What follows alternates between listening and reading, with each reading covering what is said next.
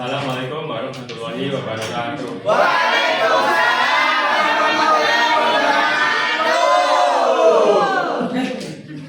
Kali ini dari Kompak akan mempresentasikan hasil wawancaranya pada perusahaan yang telah mereka kunjungi. Silakan disaksikan. Akan mempresentasikan mengenai sumber daya manusia sebagai faktor kunci dalam meningkatkan kinerja dan produktivitas karyawan di PT Kasih Prima Kota Surabaya. Untuk mata kuliah sendiri yaitu ada mata kuliah etika dan hukum bisnis. Next. Untuk nama kelompoknya ada saya Rizal Abdurrani dengan 5K128. Saya Salma Batu Syafira dengan 5K139. Saya Rizal Firja dengan 5K134. Saya Tani Mula Rama dengan lahir 146. Saya Tante Jula Rahma dengan 5K140. Saya Muhammad Indra Saputra dengan 5K120. Saya Muhammad Akbar Farisi dengan 5K124. Saya Muhammad Raffi Chandra dengan 5K122. Yang pertama yaitu latar belakang. Manajemen sumber daya manusia atau SDM adalah elemen yang penting dalam kesuksesan perusahaan yang berfungsi sebagai aset strategis yang mempengaruhi produktivitas dan daya saing. Pengelolaan SDM yang efektif termasuk rekrutmen, pelatihan, dan pengembangan dapat meningkatkan kinerja karyawan dan juga dapat menciptakan lingkungan kerja yang positif. Next. Yang kedua adalah rumusan masalah, yaitu bagaimana beberapa aspek dalam manajemen sumber daya manusia atau SDM dapat diterapkan dalam faktor utama untuk meningkatkan kinerja dan produktivitas karyawan di PT Kasih Prima Kota Surabaya berdasarkan hasil wawancara bersama Kepala Pasti. Next. Tujuan khususnya yaitu satu, untuk mengidentifikasi budaya kerja dan nilai-nilai utama yang dijunjung di PT Kasih Prima Surabaya. Yang kedua, untuk mengetahui strategi perusahaan dalam mengatasi turnover dan untuk mempertahankan karyawan. Yang ketiga, untuk menganalisis jenjang karir karyawan dan pengembangan karir lagi bagi karyawan. Yang keempat, untuk menggambarkan proses rekrutmen dan sistem pemilihan tenaga kerja serta kriteria yang digunakan untuk program itu. Yang kelima, mengkaji pelaksanaan pelatihan dan pengembangan karyawan serta manfaat yang dicapai dari program itu. Yang keenam, untuk menjelaskan upaya perusahaan dalam menjamin karyawan dari segi fasilitas, tunjangan, dan keselamatan kerja. Yang ketujuh, untuk menelusuri pendekatan pimpinan yang diterapkan pengelolaan sumber daya manusia di pabrik. Yang ketujuh, mengungkap tantangan utama dalam manajemen sumber daya manusia dan strategi perusahaan dalam menghadapi masa depan. Manfaat media sendiri itu ada dua, yaitu manfaat teoritis dan manfaat praktis. Untuk manfaat teoritis itu bisa menambah wawasan tentang strategi kepemimpinan manajemen sumber daya manusia dan meningkatkan efektivitas kerja. Terus yang kedua itu bisa menjadi referensi untuk penelitian selanjutnya. Untuk manfaat praktis sendiri itu ada tiga. Untuk PT Kasih Primanya itu bisa sebagai evaluasi pengelolaan sumber daya manusia untuk peningkatan efektivitas kerja. Untuk karyawan itu bisa memahami dampak strategi sumber daya manusia, memahami dampak strategi sumber daya manusia di lingkungan tersebut. Terus yang ketiga, untuk peneliti atau mahasiswanya sendiri itu bisa menambah wawasan dan menjadi referensi untuk penelitian selanjutnya. Metode penelitian yang kami lakukan adalah kualitatif deskriptif, yang dimana kami bertujuan untuk menganalisis dan memahami bagaimana strategi sumber daya manusia dalam meningkatkan kinerja dan produktivitas di PT Kasih Prima. Kebetulan kami juga melakukan wawancara pada tanggal 17 Februari 2025 di PT Kasih Prima yang bergerak di bidang pakan ternak.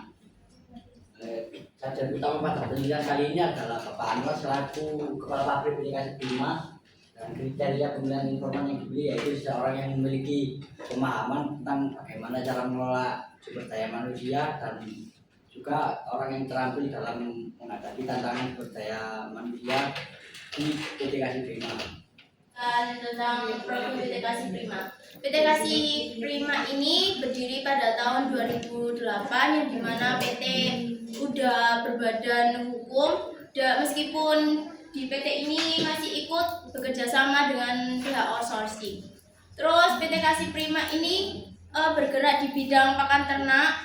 PT Kasih Prima ini sebenarnya ada beberapa cabang. Yang saya ketahui itu cabangnya ada di Pandaan, Pasuruan, yang dimana Pandaan Pasuruan ini mengelola dikelola kecantikan, tetapi kita tidak bisa meneliti di sana karena keterbatasan wilayah. Jadi kemarin yang kita teliti itu di pakan ternak industri yang berada di wilayah Tambakdoro. Di PT Kasih Prima ini terdiri dalam 30 karyawan, yang dimana karyawan tersebut itu dibagi menjadi 2 shift. Yang shift pertama dibagi berjumlah orang 15 orang dan yang shift kedua 15 orang. Tapi itu ada terjadwal gitu loh. Gitu. Budaya kerja pada PT Kasih Prima yaitu memiliki beberapa poin utama. Yang pertama yaitu ada kedisiplinan. Perusahaan ini itu menekankan pentingnya waktu dan kepatuhan terhadap pekerja. Lalu yang kedua itu ada orientasi pada ekonomi. Mayoritas pekerja di sini itu memiliki motivasi utama untuk memenuhi kebutuhan sehari-hari mereka, sehingga mereka menjadi disiplin. Lalu yang ketiga adalah pembelajaran langsung. Nah, jika terjadi kesalahan pekerjaan, karyawan itu bakal diberikan arahan atau secara langsung di lapangan untuk segera memperbaiki kesalahan mereka. Lalu yang selanjutnya adalah turnover dan retensi karyawan di PT Kasih Prima. Dengan turnover itu adalah tingkat keseluruhan maksudnya pegawai di sebuah perusahaan.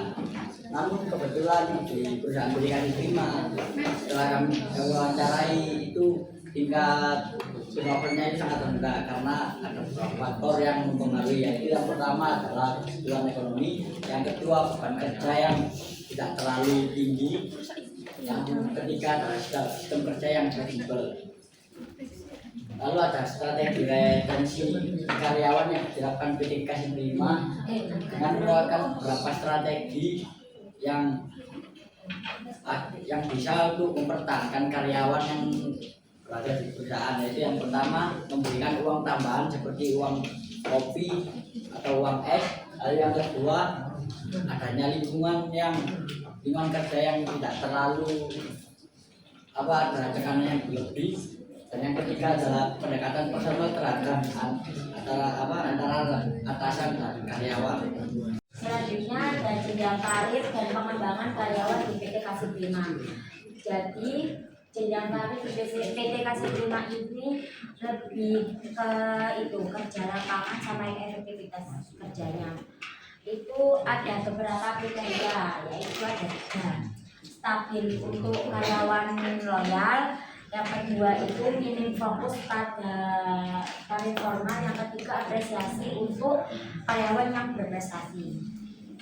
Terus ada sistem promosi dan pengembangan karyawan sendiri itu promosinya itu berbasis kepercayaan dan pengalaman. Terus promosinya itu lebih bersifat pengakuan informal berdasarkan efektivitas kerja. Terus kalau pengembangan karyawannya itu terjadi secara praktis. Jadi kalau karyawannya itu terlihat rajin, terus kayak cekatan, itu langsung dikasih tugas tambahan. Terus yang ketiga itu ada stabilitas sebagai bentuk penghargaan. Kenapa begitu? Karena kan di perusahaan PT Kasih Prima ini itu lebih kerjanya itu menggunakan tenaga dan di lapangan. Jadi jadi penghargaannya itu bukan naik jabatan, tapi jaminan stabilitas pekerjaan. Itu rekrutmen dan seleksi karyawan di PT Kasih Prima. Di PT Kasih Prima tidak merekrut karyawan secara langsung, melainkan menggunakan sistem outsourcing dalam memperoleh tenaga kerja. Ketika perusahaan membutuhkan tambahan tenaga kerja, mereka akan langsung menghubungi pihak outsourcing. Yang kemudian bertanggung jawab dalam menyeleksi dan mengirimkan calon karyawan tambahan ke perusahaan. Setelah diterima melalui outsourcing, calon karyawan tidak langsung dipekerjakan secara penuh. Mereka tetap melakukan uji coba atau training di PT Kasih Prima. Kriteria utama dalam menyeleksi tenaga kerja di PT Kasih Prima yaitu usia minimum. Karyawan harus berusia minimal 20 tahun.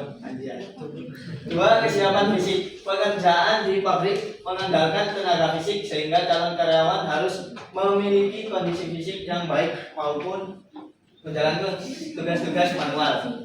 Yang ketiga, semangat kerja dan disiplin. Karyawan yang memiliki etos kerja tinggi, disiplin dan mampu bekerja sama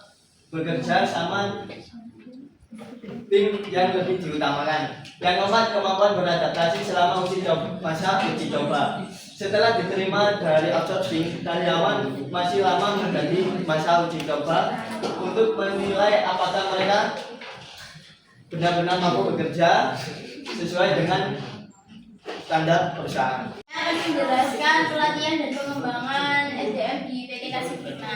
Jadi, di PT Kasih Prima itu membantu karyawan memperoleh keterampilan teknis maupun non teknis, yang dimana di PT Kasih Prima ini training dalam waktu 1 minggu, yang dimana itu trainingnya langsung diawasi oleh Bapak Kepala Pabrik yang bernama Bapak Nurul Anwar. Terus yang kedua ini ada yang namanya SP di situ, SP1 dan SP2. Jika karyawan ada kesalahan gitu langsung dievaluasi langsung oleh kepala pabrik dan diberi konsekuensi gitu. Next yaitu kesejahteraan dan keselamatan kerja di PT Kasih Prima. Definisi kesejahteraan karyawan yaitu di mana kerja merasa aman, nyaman setelah kebutuhan fisik dan psikologisnya terpenuhi. Menurut Robins dan Jadid tahun 2019, aspek yang dicakupi meliputi finansial, kesehatan, lingkungan kerja, dan work-life-nya balance. Adapun tujuan kesejahteraan karyawan menurut Armstrong tahun 2006 yang pertama yaitu meningkatkan kepuasan dan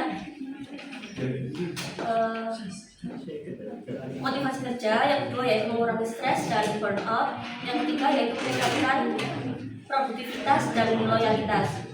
Di PT Kasih Prima ini menyediakan beberapa bentuk kesejahteraan karyawan meskipun dalam bentuk hal sederhana. Salah satu yang diberikan adalah asuransi CPP atau cahaya pagi berlian yang dikelola melalui sistem outsourcing. Namun, untuk mendapatkan asuransi ini, gaji karyawan akan dipotong sebesar 5.000 per gajiannya. Pembayaran gaji biasanya dilakukan setiap hari Senin untuk sistem mingguan, untuk sistem borongan itu tergantung kesepakatan kerja. Di PT Kasih Prima ini untuk sistem gaji menerapkan 2 skema. Yang pertama yaitu pekerja mingguan atau harian itu bisa mendapatkan uang 120.000 per harian dengan tambahan 12.000 untuk uang lembur. Yang kedua yaitu karyawan borongan akan mendapatkan uang satu karyawan bisa mendapatkan lebih dari 1 juta per minggunya. Definisi keselamatan kerja yaitu bagian dari manajemen keseluruhan yang bertujuan untuk mencegah kecelakaan dan penyakit akibat kerja. Menurut buku nomor 1 tahun 1970 dan PP nomor 50 tahun 2012, yaitu perusahaan wajib mencegah kecelakaan kerja, menjaga produktivitas, menghindari kerugian, dan mematuhi peraturan K3.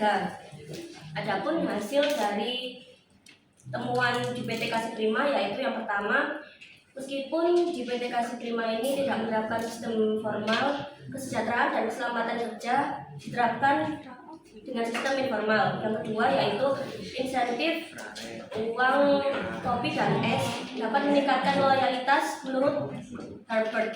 Dan yang ketiga yaitu pendekatan organik yang sesuai dengan kebutuhan lokal tetap mencerminkan prinsip kesejahteraan dan etika yang baik. Yang keempat yaitu pengawasan langsung dari atasan, dan yang terakhir yaitu minusnya kecelakaan kerja yang serius. Selanjutnya adalah tantangan sumber daya manusia di PT Kasih Prima. Tantangannya yaitu satu, sifat pekerjaan yang mengandalkan fisik yang monoton itu bikin kelelahan dan menyebabkan semangat itu menurun. Yang kedua, sistem pengajian dan motivasi, situasi produksi yang berdampak pada penghasilan tidak stabil itu membuat motivasi ya bekerja itu kayak turun gitu. Terus turnover rendah, resiko stagnasi kinerja. Meskipun turnover rendah, kurangnya stagnasi dapat turunnya turnover rendah dan resiko stagnasi kinerja. Meskipun turnovernya rendah, kurangnya stagnasi itu kayak berpengaruh dalam keterampilan gitu loh. Terus yang keempat, tantangan rekrutmen dan kedisiplinan. Ini tergantung outsourcing yang menyebabkan tidak kedisiplinan dan kurangnya etos kerja. Terus perubahan kebijakan industri regulasi itu perlu disesuaikan dengan kebijakan ketenagakerjaan yang berlaku. Terus ada strategi perusahaan dalam menghadapi tantangan sumber daya manusia. Yang pertama, memberikan insentif tambahan kayak uang kopi sama uang es tadi. Yang kedua, sistem lembur untuk meningkatkan produktivitas. Jadi karyawan itu dibayar 12.000 untuk lemburnya. Terus pengawasan dan motivasi langsung dari kepala pabrik itu bikin mereka bertanggung jawab sama kerjanya. Terus yang keempat, fokus pada stabilitas tenaga kerja. Dengan turnover rendah, perusahaan menggunakan stabilitas kerja dibandingkan rekrutmen besar-besaran. Yang kelima, penyesuaian terhadap kebijakan industri. Jadi PT Kasih Prima memastikan bahwa seluruh karyawannya itu melakukan operasional dan peraturan ketenagakerjaan yang baru. Oke, jadi untuk selanjutnya itu ada pembahasan mengenai kepemimpinan dan pengelolaan karyawan sumber daya manusia di PT Kasih Prima. Nah, kalau kita tahu sendiri kan kalau dari kepemimpinan merupakan salah satu cara bagi atasan untuk mempengaruhi, untuk mengarahkan, dan untuk memberikan informasi ke bawahannya. Itu adalah definisi yang diutamakan oleh Yuk 2013 untuk mencapai sebuah tujuan dalam suatu organisasi tadi. Nah, mungkin kita sudah tahu sendiri kan kalau misal kepemimpinan itu ada banyak. Salah satunya mungkin di Pak Soeharto itu yang menerapkan kepemimpinan otoriter, atau enggak mungkin kalau misal di organisasi itu misalnya kan demokratis gitu kan. Nah, dan juga ada lain-lain juga, ada Shakespeare dan juga yang lain-lain lah pokoknya. Nah, terus apa sih temuan dari penelitian kami? Nah, penelitian kami itu di PT Kasih Prima awalnya itu ada peran kepala pabrik dalam mengelola karyawan. PT Kasih Prima ini itu bukan PT yang kayak benar-benar terstruktur gitu kayak organisasinya. Organisasinya itu nggak terlalu itu. Tapi dia itu ada kepala pabriknya tadi, yaitu Pak Anwar, yang mana beliau itu langsung turun tangan ke bawahannya untuk mengarahkan dan untuk memberikan informasi mengenai hal-hal yang perlu untuk disampaikan. Gitu. Oleh sebab itu peran kepala pabrik di sini sangat penting dalam mengelola karyawan di PT Kasih Prima. Untuk pembagiannya sendiri tadi kan sudah ada 3 tadi ya, ada di operator bulu ayam, terus ada di operator mesin sama ada di itu tadi. Beliau itu kurang lebihnya di 3-tiganya. Jadi yang paling ngerti ya Pak Anwar yang tadi. Ya, terus untuk tipe kepemimpinan yang diterapkan oleh Pak Anwar sendiri itu lebih dekat ke kepemimpinan partisipatif. Jadi beliaunya itu langsung berpartisipasi kepada bawahannya. Beliau tidak terlalu otoriter juga karena meskipun beliau langsung mengarahkan, tapi beliau itu tidak kayak benar-benar kayak menjudge dan harus benar-benar melakukan apa yang beliau inginkan gitu. Next. Oke, untuk ada hubungan etika dan hukum bisnis dengan penelitian manajemen SDM. Kenapa? Karena di topik aspek yang kami teliti yaitu berhubungan dengan MSDM ya, manajemen sumber daya manusia. Nah, kira-kira apa sih kayak etika dan juga bagaimana hukum yang ada pada temuan kami? Untuk etika bisnis yang tercermin dalam nilai-nilai di temuan kami itu ada yang pertama itu ada keadilan, yang mana itu bisa ditemukan pada sistem gaji yang diberikan oleh atasan kepada bawahan tadi, yang mana itu kan sudah adil kan antara semuanya itu gajinya kurang lebih sama, terus juga pada karyawannya juga, karena untuk karyawannya itu kan dia itu dibagi menjadi 2 shift kan. Terus yang kedua itu ada kejujuran dan juga tanggung jawab, yang mana Pak Anwar ini juga orangnya itu langsung bertanggung jawab kepada bawahannya gitu, dengan cara mengarahkan mengenai apa yang beliau informasikan ke bawahannya. Lalu juga ada penghargaan terhadap hak karyawan. Untuk penghargaan kepada hak karyawan ini, karyawannya tadi kan juga meskipun dipotong gajinya ya 5.000, akan tetapi beliau itu dari karyawannya tadi itu juga dapat asuransi ketika ada kecelakaan kerja. Jadi ketika ada apa-apa itu pasti ada tanggungannya, yaitu asuransi tadi yang dinaungi oleh CPB atau Cahaya Padi Berlian. Terus juga yang diterapkan melalui budaya kerja, sistem promosi, pelatihan, dan pembinaan di perusahaan. Jadi semua aspek ini itu berketerkaitan satu sama lain sehingga bisa menciptakan etika bisnis yang diterapkan di PT Kasih Prima. Untuk etika sendiri kan juga kayak hal-hal yang tidak boleh dilanggar gitu kan, kayak batas antara moral dan value untuk menjalankan suatu bisnis lagi. Terus juga ada hukum bisnis yang memastikan perusahaan mematuhi peraturan. Nah kalau hukum ini kan bersifatnya itu kayak dia memaksa kayak first. Jadi hukumnya sendiri apa sih kayak aturan paksaan yang diterapkan di PT Kasih Prima ini, yaitu yang pertama itu ada ketenagakerjaan seperti pemberian upah yang layak, karena setiap orang kerja kan pasti harus diberi upah gitu kan, agar dia bisa sejahtera gitu kerja di situ. Terus juga yang kedua itu ada keselamatan kerja. Kurang lebih keselamatan kerja ini seperti yang telah dibahas di sebelumnya, yaitu adanya suatu asuransi yang menaungi ketika ada kecelakaan kerja di PT Kasih Prima ini. Lalu juga ada prosedur rekrutmen yang adil. Untuk prosedur rekrutmen yang adil ini juga sudah dibahas sebelumnya. Di PT Kasih Prima ini menekankan semua kriteria bisa masuk, nggak semua sih, maksudnya ada beberapa kriteria yang lebih ditamakan. Untuk umurnya sendiri itu minimal 20 tahun. Terus juga untuk pendidikan itu tidak harus S1, karena dia kan kerjanya kan kerja lapangan gitu, jadi nggak perlu kayak benar-benar expert ke suatu bidang. Terus juga prosedur rekrutmen yang adil ini tuh menegaskan kalau semisal setiap orang itu bisa mendapatkan hak-haknya mereka dan bisa mendapatkan keadilan yang setara gitu. Soalnya dari pihak karyawannya sendiri tuh cuma ada 30, terus dari mereka itu juga kayak di switch gitu atau yang shift pagi sama shift sore tadi. Kesimpulan dari penelitian kami yaitu yang pertama budaya kerja. Pertama itu mengutamakan disiplin, kerjasama dan kejujuran serta menciptakan suasana kerja positif melalui kolaborasi dan komunikasi terbuka. Yang kedua ada turnover dan retensi karyawan. Strategi mengatasi turnover dengan kompensasi kompetitif dan penghargaan, dan juga menjaga hubungan baik melalui komunikasi intens dan peningkatan kesejahteraan. Yang ketiga, jenjang karir. Kesempatan berkembang melalui program pelatihan dan promosi berdasarkan kinerja dan potensi. Lalu yang keempat ada rekrutmen dan seleksi karyawan. Kesimpulannya, proses selektif dengan kualifikasi sesuai kebutuhan dan nilai perusahaan.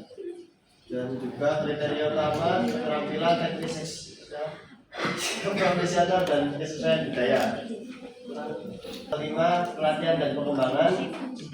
Program pelatihan berkelanjutan untuk meningkatkan kompetensi karyawan dan juga fokus pada peningkatan kinerja dan pertumbuhan perusahaan.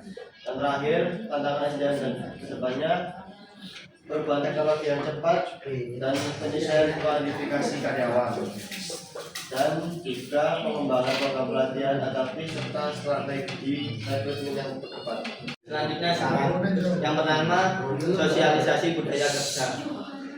Tingkatkan orientasi nilai budaya untuk karyawan baru. Yang kedua, proses rekrutmen seleksi, yaitu gunakan seleksi berbasis kompetensi sesuai kebutuhan perusahaan. Yang ketiga, program perusahaan pelatihan, sesuaikan pelatihan dengan teknologi terbaru dan lakukan evaluasi rutin. Yang keempat, kesejahteraan dan keselamatan kerja, yaitu tingkatkan fasilitas tunjangan dan fokus pada keselamatan kerja. Nah, yang kelima, kepemimpinan memberdayakan, yaitu pemimpinan perlu mendengarkan aspirasi dan mendorong inovasi karyawan. Nah, yang terakhir, antisipasi tentang SDM, menyiapkan strategi adaptif terhadap perubahan industri dan teknologi. Nah teman-teman, itulah tadi apa yang telah dipresentasikan oleh kelompok 4. Nah jika ada dari teman-teman sesuatu yang ingin ditanyakan atau sesuatu yang ingin didiskusikan, maka silakan bertanya. Bertanya, perkenalkan nama saya Zara Pustasari dari kelompok 3 dengan nilai 148. Bagaimana pelatihan dan pengembangan SDM dapat mempengaruhi produktivitas karyawan? Terima kasih. Saya izin bertanya, nama saya Safrina Maulidia Azizi dari kelompok 1 dengan NIM akhir 137. Pertanyaan saya, jika kalian menjadi HRD di PT Kasih Prima, program apa yang kiranya akan kalian usulkan untuk meningkatkan produktivitas sendiri? Terima kasih. Saya dan nama saya Sisi Azrafilia dengan akhir NIM 143. Pertanyaannya, bagaimana perusahaan menanggapi tantangan global seperti fluktuasi harga bahan baku atau perubahan regulasi dalam industri pakan? Terima kasih. Saya Mailani Siva dengan 119 dari kelompok 2. Sejauh mana pendekatan pelatihan yang bersifat praktis dan singkat cukup dalam membekali karyawan untuk menghadapi perkembangan teknologi di industri pakan ternak? Saya di sini akan menjawab pertanyaan dari Mbak Zahra Puspitasari. Pertanyaannya, bagaimana pelatihan dan pengembangan SDM dapat mempengaruhi produktivitas karyawan?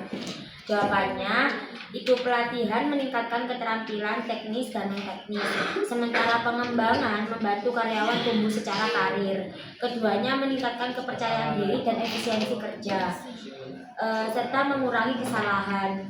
SDM yang berkembang akan lebih adaptif terhadap perubahan dan memiliki inisiatif untuk berkontribusi lebih. Mbak Ara, diterima gak? Ya, terima kasih. Saya akan menjawab pertanyaan dari Mbak Dia. Dengan pertanyaan, jika kalian menjadi HRD di PT Kasih Prima, program apa yang akan kalian usulkan untuk meningkatkan produktivitas?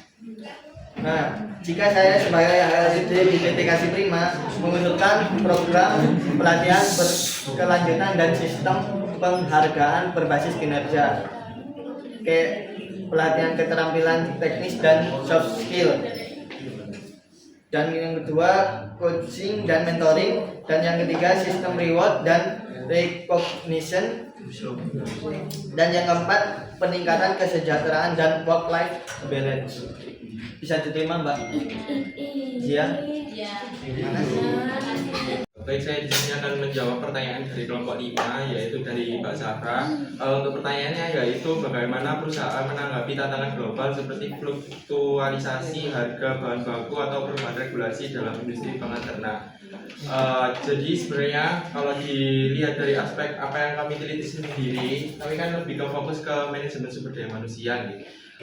Untuk bagian ini sebenarnya kita nggak terlalu expert ke dalamnya. Cuman kalau dari wawancara kemarin itu didapati kalau PT Kasih Prima itu biasanya kayak tataan dulu gitu loh sama pihak pemasoknya ketika ada bahan baku yang naik, dan juga ketika ada aturan atau regulasi dari pemerintah berubah, mereka itu nggak terlalu panik dikarenakan ya mereka bisa melobinya tadi. Terus juga mereka itu biasanya kalau misal ada aturan baru dari pemerintah, mereka tetap melakukan sesuai dengan regulasi-regulasi hukum dengan tidak menyalahi aturan. Ya kita tahu sendiri kan kalau misal ada hal-hal yang tidak bisa diprediksi, dan juga buktinya apa? Buktinya ya masih eksis sampai sekarang meskipun dari 2008 ya ini PT ini berkembang. PT ini didirikan gitu. Dan ini kan udah generasi ke-6 sebagai Pak Anwar penerusnya ini. Jadi ya tidak terlalu membebani sehingga tidak menyebabkan PT ini menjadi bangkrut seperti itu. Untuk lebih ke dalamnya kami mohon maaf kami tidak meneliti lebih bagian ke keuangannya seperti itu. Apakah bisa diterima untuk jawaban dari kelompok 5? Terima kasih. Pertanyaan dari Milani yaitu sejauh mana pendekatan pelatihan yang bersifat praktis dan singkat cukup dalam membekali karyawan untuk menghadapi perkembangan teknologi di industri pakan ternak. Untuk di PT Kasih Prima sendiri karena karena tidak ada tuntutan yang berlebih, maka sepenuhnya PT Kasih Prima itu mempercayai dari pihak outsourcing, dan juga PT Kasih Prima memberikan training selama 1 minggu untuk mengetahui seberapa karyawan yang ingin bekerja itu bisa mendalami pekerjaan di PT Kasih Prima. Lalu dan juga pihak outsourcing juga bertanggung jawab atas penyediaan karyawan yang mempunyai skill yang memadai dalam bidang pabrik di bidang makan ternak ini.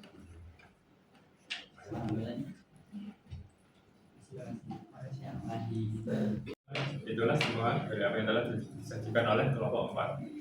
Jika ada dari kami yang salah, baik itu sengaja maupun tidak sengaja, maka kami mohon maaf sebesar-besarnya.